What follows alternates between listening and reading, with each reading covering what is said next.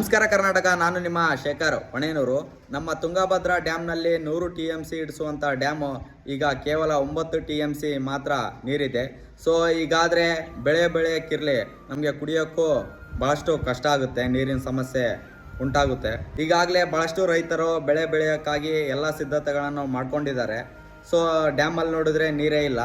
ಈಗಾದರೆ ಭಾಳಷ್ಟು ರೈತರು ನಷ್ಟ ಆಗ್ತಾರೆ. ಸೊ ಏನು ಮಾಡೋಕ್ಕಾಗಲ್ಲ, ನೀರಿದ್ದರೆ ತಾನೇ ಬಿಡೋಕ್ಕೆ ಸರ್ಕಾರನೂ.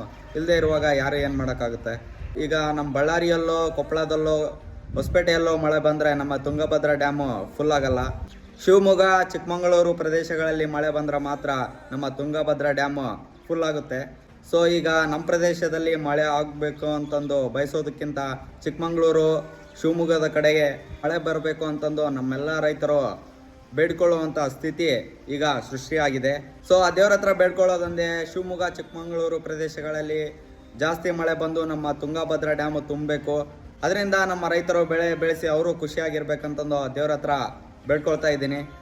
ನಮಸ್ಕಾರ.